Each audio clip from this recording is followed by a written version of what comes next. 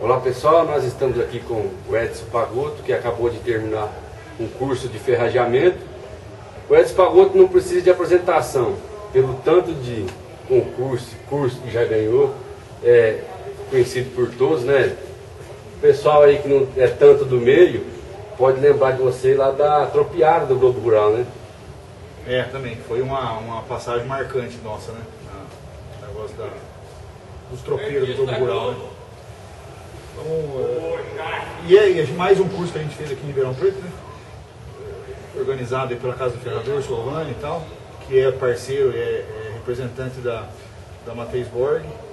Então a gente tem essa parceria, a gente anda para o Brasil inteiro atrás de levar informação sobre o casqueamento, sobre o ferrajamento, podologia em geral, né? Podologia equina em geral. Então a gente anda para todo lado aí, dando essas instruções para poder melhorar o serviço, né? Não que a gente faça o melhor serviço do mundo, mas a gente tenta trazer mais informação e mostrar um pouco do que a gente faz e interagir com os ferradores em geral, né? Acho que é um serviço extremamente importante para o cavalo, para a equinocultura em geral, e a gente mexe com isso aí, a gente tenta levar essas informações para tentar beneficiar o máximo possível o cavalo, né? Que é o objeto final desse serviço nosso, né? Então, o pessoal que gosta de cavalo, que aprecia e não entende a importância que é, como você falou, a podologia, né? O Edson, eu não gosto que fala mestre, ferrador, mas eu falo o seguinte, aqui no site nosso a gente é muito roceirão. Então teve o show do Almissáter, a gente refrisou tanto aqui que conteúdo é tudo. O Almissáter, eu vou até comparar com você. A pessoa quanto mais conhece, não estou puxando seu saco, mas a pessoa quanto mais conhece, mais humilde é. A gente gosta de falar isso, porque tem muito, o cavalo é o seguinte, tem muita gente que carrega, que vem, conversa uma coisa e outra, então a gente gosta de frisar o conteúdo. Então o trabalho que você faz, ele é voltado aos profissionais, mas também aos amadores, né? Lógico, o que acontece? Você tem um pessoal já prático que trabalha com isso, que tem que estar sempre se reciclando.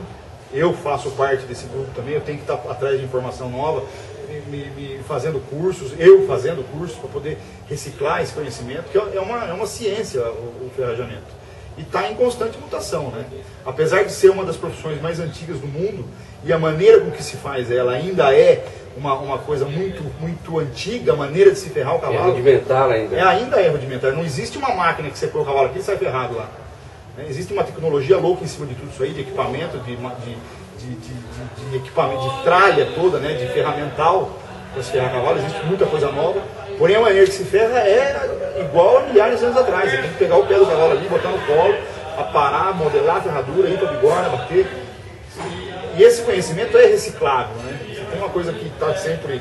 Então o intuito nosso não é só a gente só se informar mais, mas sim dar a formação para os jovens que estão começando, que têm vontade de aprender, porque precisa de gente nova no mercado também. É muito cavalo para ser trabalhado e tem pouco ferrador ainda, bons ferradores, né? No contexto geral da equinocultura, né? No Brasil a gente costuma dizer que o cavalo ainda está engateando, né?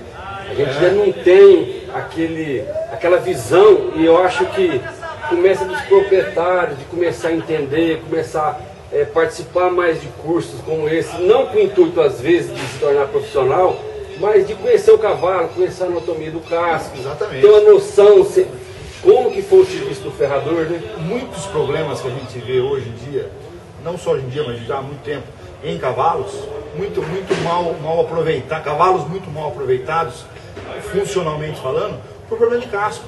E às vezes por problemas que são adquiridos por um erro de colocação de ferradura, uma maneira errada de se casquear um cavalo.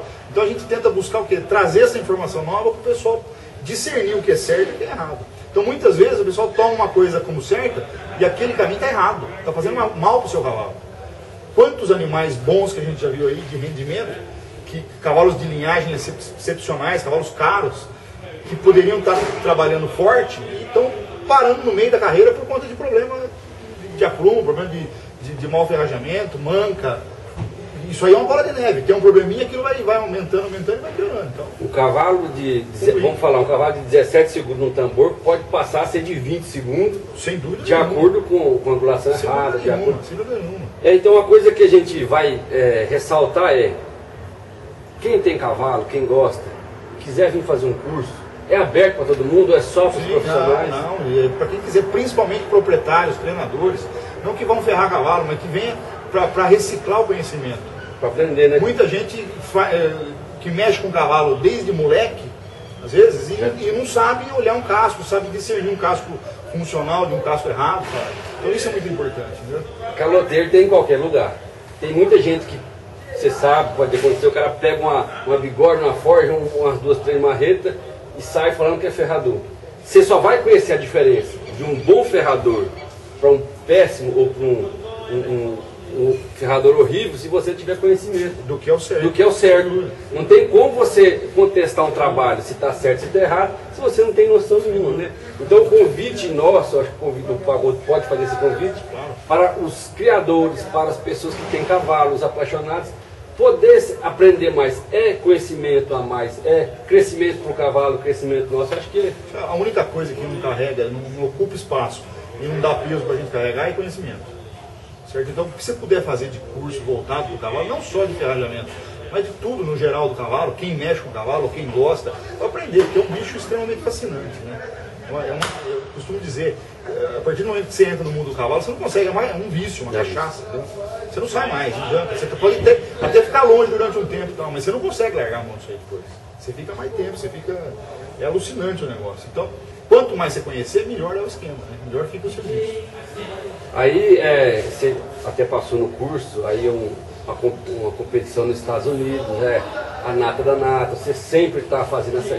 Você como mestre ferrador sempre está fazendo uma reciclagem, como você disse, buscando aprimorar cada vez mais o conhecimento. O que você pode falar para a gente em termos de diferença do Brasil e Estados Unidos, questão de ferrajamento, casco? É o que você disse, o cavalo no Brasil é uma coisa que está engatinhando ainda. Eu não digo que está engatinhando, mas a gente está muito para trás ainda em relação aos Estados Unidos e em relação à Europa em geral. Certo? Cronologicamente falando, a gente vê aí que a associação inglesa, por exemplo, dos ferradores, a data de fundação dela é do século XII. Então eles têm alguns aninhos a mais aí, entendeu? 1300 e pouco, a data de fundação dessa associação. O conhecimento que eles têm em relação a casco é uma coisa muito mais ampla do que a gente hoje. A gente tem acesso a essas informações? Tem. Mas a prática desse pessoal é muito grande. O conceito de cavalo para o europeu é uma coisa absurda. Um negócio, não existe o cara que não tem uma formação profissional pegar no pé do cavalo e ferrar. Aqui no Brasil, qualquer um que compra um joguinho de ferradura, uma caixa de cravo, sai pegando ferradura. Lá não, se você fizer isso é preso. É crime. É crime, entendeu? É maus tratos. O cara não está fazendo uma coisa que ele não sabe. Então não pode. Então tem que ter esse conhecimento. Como é que a gente faz para conseguir esse conhecimento? Através de curso, através de escola. Nós temos essas parcerias, no caso hoje, com o Matheus Borg, aqui na região de Ribeirão Preto, na casa do ferrador Aqui o Silvana que é o responsável por trazer esse conhecimento, a tecnologia para a gente. Temos essa parceria com ele. Em outros lugares do país aí, a gente tem parceria com a Universidade do Cavalo também, na cidade de Sorocaba, que é um centro de formação de mão de obra também para cavalo. Então a gente tenta buscar, e não só eu como instrutor, tem outros ferradores também, experientes tal, que buscam essas informações, né? Que levam essas informações para quem tem vontade de aprender. Certo? Então tem uma gama grande aí de gente no mercado que está aí trazendo e buscando informações sobre tecnologia, sobre o casco de cavalo. O profissional ferrador, igual você falou, não adianta pegar um par de ferradura, uma bigorna, uma marreta e sair pregando pé de cavalo. Vamos especializar também, é como a gente está no começo, tem espaço para todo mundo. Mas vamos especializar. E outra, se o dono do cavalo não conhecer e não souber o que está acontecendo, fatalmente, filho, os caras vão fazer cagada para você. Você não sabe o que é o certo. Então, eu acho que parte do princípio de quem gosta de cavalo, de quem aprecia, por N motivos, é apaixonante, mas também é lucrativo. Claro. Se você trabalha certo, se você tem conhecimento, tem embasamento, então vale a pena estar buscando esses conhecimentos. Procura na região onde tem, né, Pablo? Hoje, o mercado do cavalo, hoje, o giro financeiro dentro do esquema do cavalo, hoje é uma coisa absurda. É muito dinheiro. Então, não é concebível uma pessoa, por exemplo, investir num cavalo, importar um cavalo. A gente vê hoje naquelas famílias, cavalos caríssimos aí, correndo, virando tambor, corrida, vaquejada, nas várias modalidades do quarto de milha. Isso é um exemplo de uma raça, certo? Outras raças também. Então não é concebível você investir um dinheiro grande num cavalo desse e depois na manutenção, no caso do ferrajamento, da alimentação, o cara queria fazer economia. Ah não, eu vou pagar 30, 40 reais para ferrar um cavalo, tá bom demais, é caro. Não pode isso, não existe isso aí. O profissional que sabe fazer o serviço, ele tem que ser bem remunerado. É o seu cavalo, é o seu dinheiro, é o seu investimento que está em jogo. Isso aí retorna para você. O cavalo vai numa competição, você falou o cavalo de 17 de tambor. Hoje, 17 de tambor, você vai numa final de rodeio hoje aí, os 10 finalistas estão em 17. 17. E rodeio, né? Rodeio. Fora os campeonatos nacionais, daí que baixa tempo toda hora. Então, todas esses finalistas é centésimo de segundo. Então, um cravinho errado, desbalanceado no caso errado, tirou seu cavalo da final. E aí? É aquele carro, aquela moto, aquele dinheiro que você perdeu e custa dinheiro pra gente isso aí. Então. Não vale a pena, é o tipo de economia porca, não pode. Você fez uma comparação no curso que eu achei interessante, eu acho que é legal falar pro pessoal. Você comparou o cavalo com o carro Fórmula 1, né? É investimento alto, mas chega no pneu, os caras não economizam. Você vai ver, o cara tá melhor. Sabe a meteorologia, se vai chover, qual pneu que vai, então é bobagem, é uma economia burra você economizar no final, nadar para morrer na praia. É a mesma coisa do cara fazer uma festa maravilhosa, de casamento, por exemplo, caviar, melhor buffet, melhor champanhe, e não tem guardanapo. Tem que limpar a boca, né? Vai limpar a boca na toalha da mesa? Não? E outra coisa, não se iluda vocês que tem cavalo de passeio, porque a gente está falando aqui de comércio, mas quem tem cavalo de passeio eu já vi demais para outro. Se eu estiver falando besteira, me corrija. O cara compra um cavalo mais em conta para lazer, para passear. Não gasta porque ele acha caro.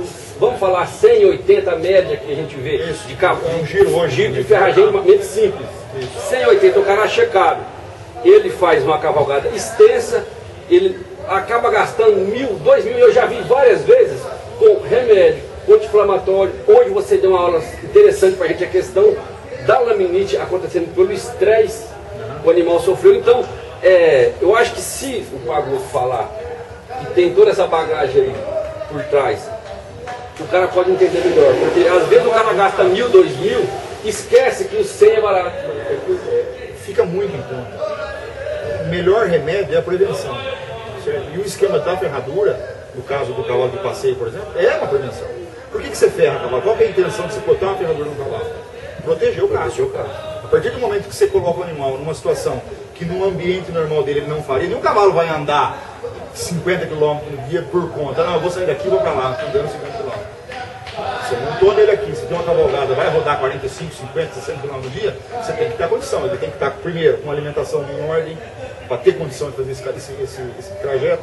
Casco bom, ferradura boa, arreata, tralha em ordem, sela que está pisando, que está machucando, peso demais no cavalo, tudo isso influencia no rendimento do seu cavalo. E é ruim para o cavalo. Então, tem que haver esse tipo de situação para o bem-estar do bicho. Não adianta nada eu ter um cavalo maravilhoso, meu carrão, meu caminhãozão, tal, se o meu cavalo tá sofrendo. Tá estourado. Pra que isso aí? Então larga não, vai comprar uma bicicleta, uma bola, uma moto. Quem sabe rodar, cavalo sai correndo, compra. Cavalo não é uma coisa que você põe a gasolina, ele vai embora, é um filho. Você tem que estar lá junto, tem cuidado, tem que ter um esquema montadinho de alimentação. Isso aí o cavalo é uma engrenagem, certo? E você tem os vários dentes dessa engrenagem, nutrição, manejo, treinamento, ferradura, tudo isso aí dentro. São os dentes da engrenagem. Se tem um dente quebrado, uma hora vai começar a estressar os outros. E aí começa a quebrar. E aí, no final, é o mal-estar do cavalo, que a gente não tem. Isso não... A gente tem que lembrar que o cavalo, desde que saiu das florestas e foi para a pradaria e apoiou num dedo só, ele é nômade. A gente pensa que nômade não é andar no pasto. O nômade é o cavalo que ele acompanha as chuvas. Então, você pensa em muitos quilômetros. Isso quando o cavalo começou a evoluir. É muito quilômetro que o cavalo andava, pedra, areia, granito. Então, a natureza fazia o trabalho. Ele acompanhava as chuvas e os ciclos de pastagem, que era coisa imensa.